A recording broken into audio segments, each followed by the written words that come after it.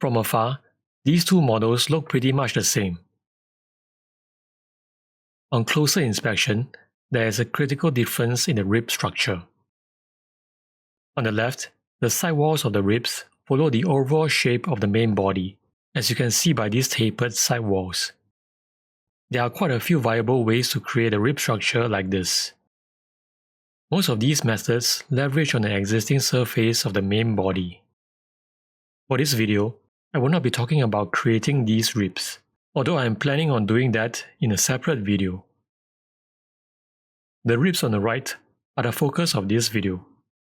Although the general rib structure follows the shape of the main body, these ribs have straight sidewalls. The tapered portion of the main body adds to the challenge here. The ribs on this conical face are basically concentric discs that get progressively smaller as we move downwards. As far as I am aware, there is no command within Fusion to perform a pattern with scale. It is also not feasible to sketch each of these discs one at a time. I will be going through a few of the failed methods first. If you are not interested in these, feel free to jump ahead to the solution using the timestamp. We will start with an offset chain of sketch lines that was offset from the profile used to perform the revolve. This sketch will delineate the extent of the ribs. The first method that I tried was to draw a sketch rectangle like so.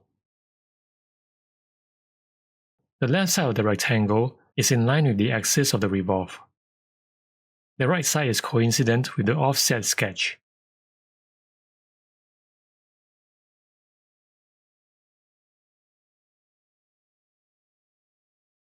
This was then used to perform a revolve.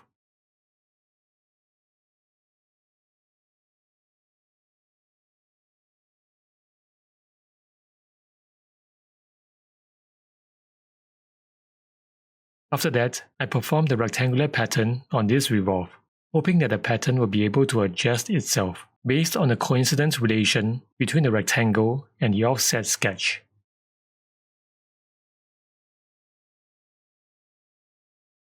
Even with the Adjust Compute option, the patterned discs do not adjust themselves.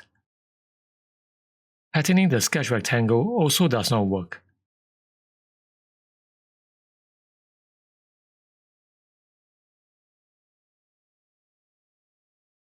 It then occurred to me that the offset sketch can be thought of as a path. So maybe the pattern of path command might be viable. So I began the pattern of path command and patterned the top disk down along the path.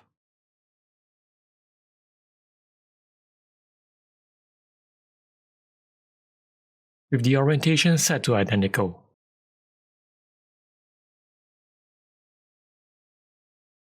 For a while, it looked like this was what I wanted, but I quickly realized that the subsequent disks all had the same diameter. Another problem with the pattern of path method is that the patterned instances are spaced out according to the path length instead of along the vertical direction. So you would find that the instances along the tapered region are closer to each other compared to the other regions. So the pattern of path method is out. In order to get to the solution, we have to strip the pattern down to the very basic element. Let's think of these ribs as lines for the moment.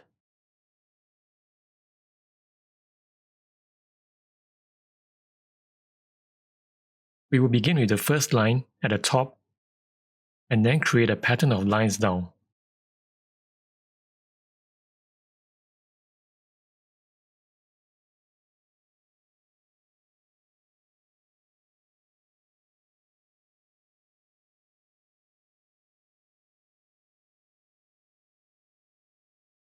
We will need to trim the excess.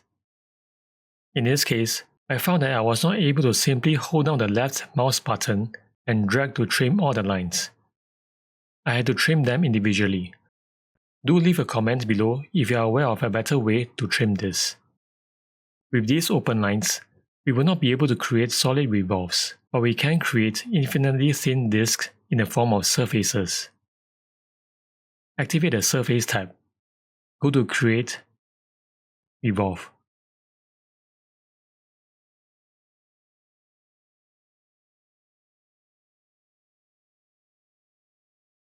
Box select all these open sketch lines using the right to left technique.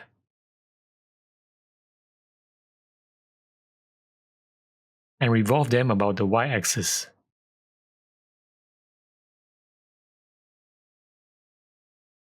Go to Create, Thicken.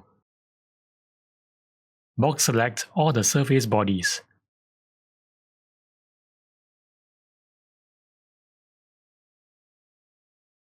Adjust the thickness and direction. If we set the direction to symmetric, the thicken happens equally on both sides of the surface. Set the operation to join. And bring back the main body, so that all these thickened bodies will merge with the main body.